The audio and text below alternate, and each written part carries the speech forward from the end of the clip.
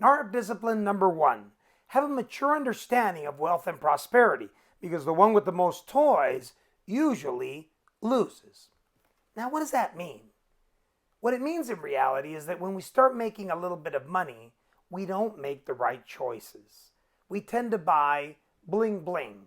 We tend to buy jewelry, watches, expensive cars, expensive high-end electronics, the latest this, the latest that, and all that stuff is basically toys, which equals junk.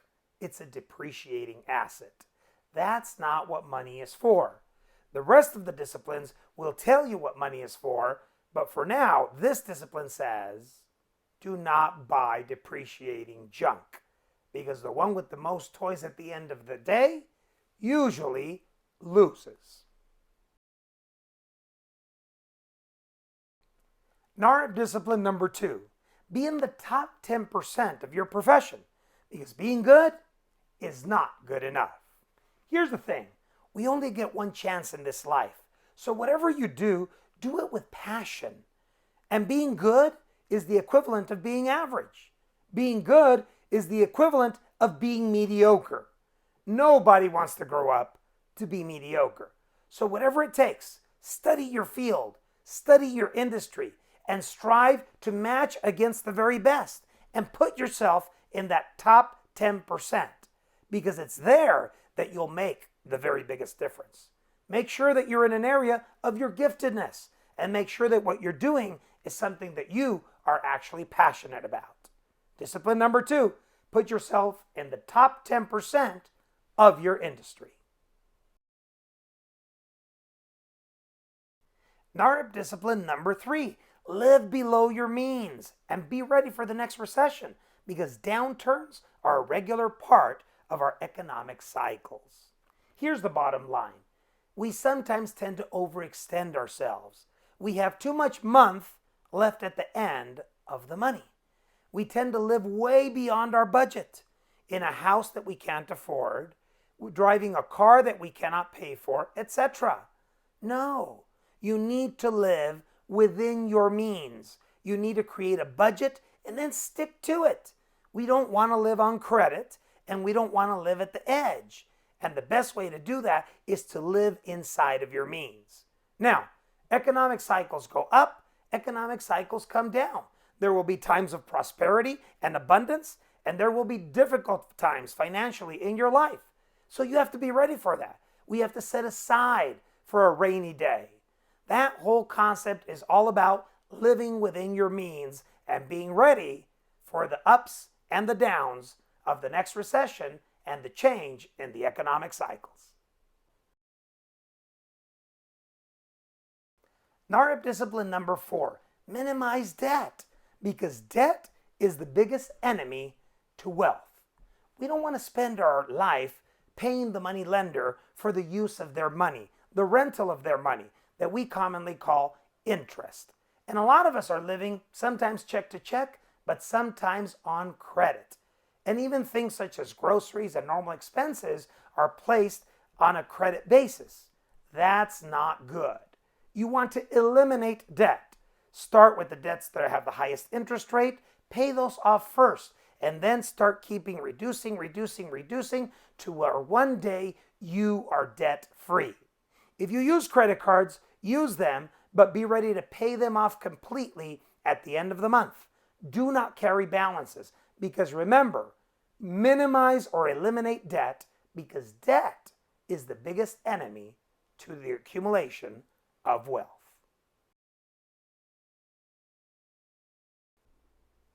Now we're on NAHREP discipline number 5. Remember I said I was going to say what money's for? This is what it's for.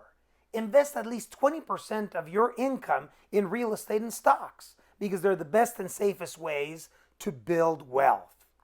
Here's the idea.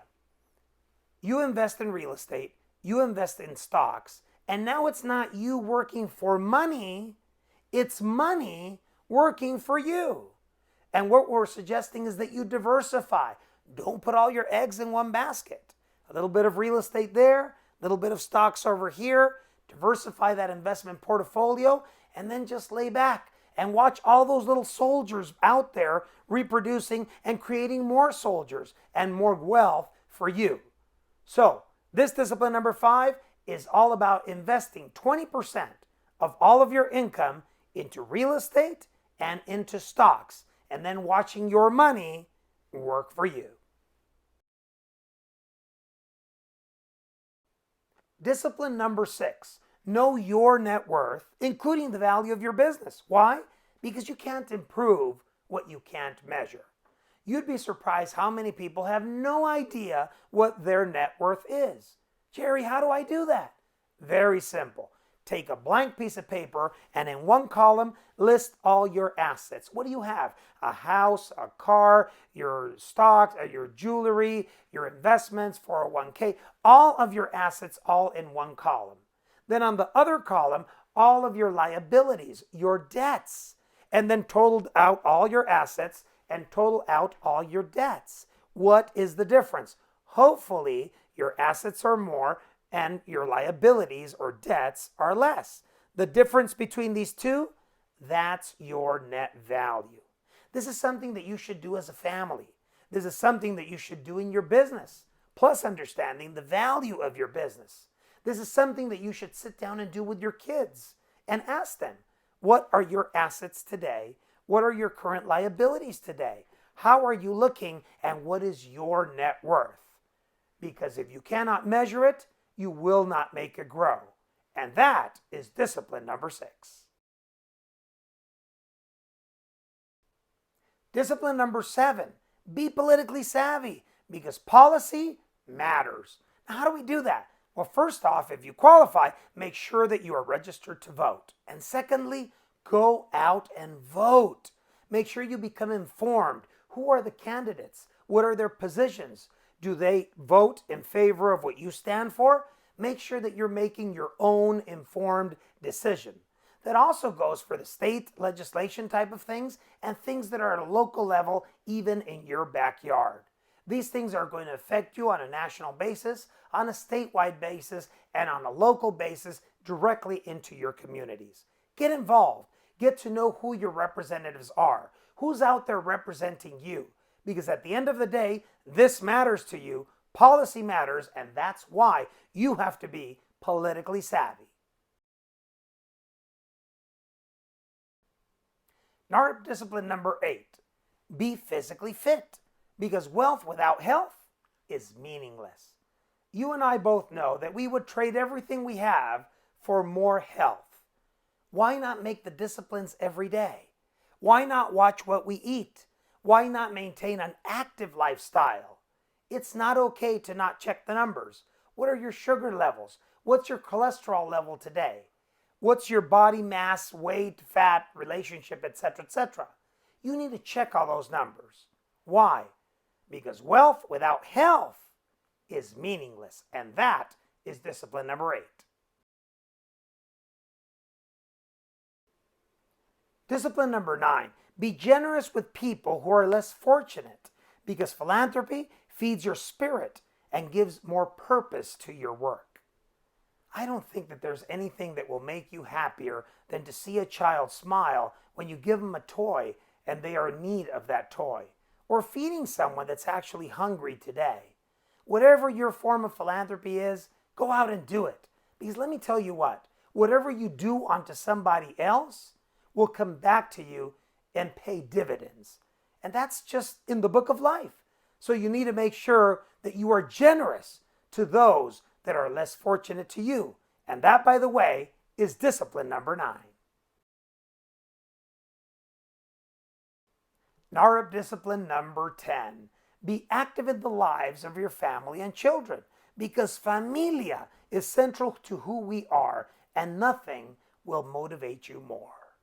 You know, in today's technology, there's a lack of communication between family members. I've actually seen parents and kids sit at the table texting each other and sending each other messages. We need to break through all of that. You need to play an active role in the lives of your kids and of your family. Because what good is it to conquer all the mountains and accomplish all the goals if at the end of your life you turn around and there's nobody there. You are alone. You lost your family. And that's why discipline number 10 is be active in the lives of your family, because there is nothing that is going to make you happier and give you more purpose in life than that. Discipline number 10.